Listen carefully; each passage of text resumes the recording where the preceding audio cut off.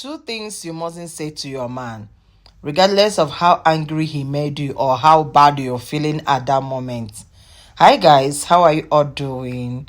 Good morning, good afternoon, good evening, depending on your beautiful location. I hope you're doing just great. My name is Asobi Sat. I hope you've not forgotten. Listen, ladies, these two words might be very common. It might sound so common to us, but it's very, very deep. You see these two works. Number one is look at your mates. A lot of women does that a lot. You compare your husband to his friends. In every little opportunity, every little provocation, you always compare your husband. Comparison, very, very dangerous in your marriage and in the life of your husband or your partner. Listen, the moment you begin to compare that man, you are reducing that man to zero. The moment you begin to compare your husband, the moment you begin to remind him that Ifeanyi, his friend, is driving Bugatti boo boo boo, the moment you begin to remind him that Chibuzo, his friend, bought his wife Ferrari fe, you are practically damaging all the effort the man is putting in his life, but you might not know. Nothing buys a man like comparison. A lot of women are comparing their husband, forgetting the fact that there are some of his mates that are long gone, that are dead for a long time. What about those that are gone already?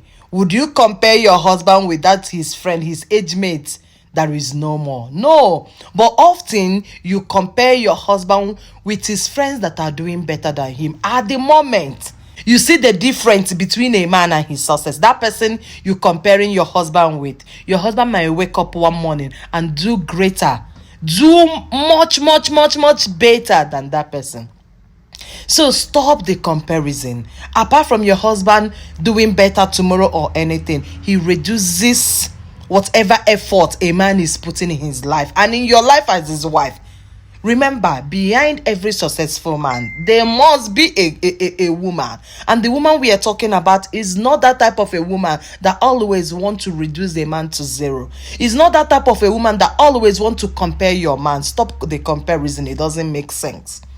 It doesn't make sense. The only thing in your life that you will use to damage your husband, damage his effort, damage his ego as a man, is when you begin to compare him with his friends. Stop the comparison. Akara kaburo for destiny are not the same. That is friend you're comparing him with. There two might be doing the same business, but you don't know if that person is actually adding wajai to his own. This is the reason, as a good wife, no matter what your husband is doing, stand by him, encourage him. Remember, as a woman, we are builders. We are there to build. And building is not just building houses or building, like when your husband is making money, you encourage him to build house, encourage him to build factory. That is not why you are a builder. You are a builder because you also need to build your husband's mindset. You need to build his mind, especially that time that the going is very rough. You see that now he's feeling down because his friends are more richer. His friends that he does the same kind of business are doing better than him. You build his mindset. That is what makes you a builder as a woman. Build his mindset. Let him know that you're standing behind him. No one that's odobu gabana nkogenazo. Build his mindset. Let him know that some days are like that. But when you sit somewhere to compare your husband with people you don't even know what they are really doing, it's very bad. Even if they are doing what you know. But comparison is one thing you should remove because it damages men. It damages men. Right? Number two is never you for any reason open your mouth and tell your husband that I regret ever marrying you. The moment you open your mouth, so many women, sometimes we don't know what we say. You think it's one of those words that you can say to a man, and no. The moment you open your mouth to let a man know that you're regretting ever marrying him, that day, whatever that man feels for you has drastically reduced. If his love for you was 100, it went down to 65. That is by the grace of God. And you have a lot of work to put in to be able to return that love to the level it was. A lot of you do not know. Sometimes you ask yourself, why does it change? It seems like my husband has changed. Why did he change? You know, you're asking those questions. You don't know that his changes are coming from the words that came out of your mouth.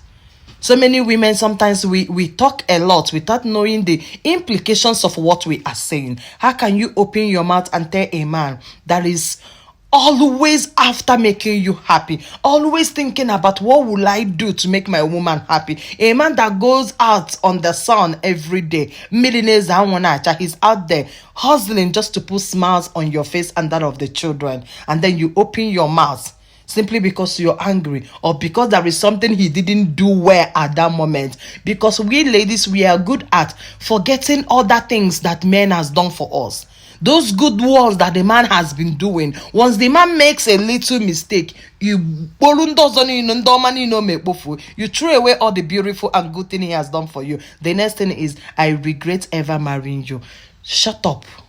Shut up. Don't make that statement. If you had ever made that statement, go on your knees and apologize to that man. He might still be smiling, he might still be doing stuffs for you, but deep inside his heart, that word is hurting him. That word is killing him, especially when he knows that he has put a lot of effort to make you happy, to make you succeed, to make you look like other women out there, yet you are not appreciating his effort. You always make that comment. My sister, lazy the tough. If you ever leave your marriage, like, if it's possible for you to ask your husband, okay, let us do marriage holiday, let me go out there and try, that is when you will know now.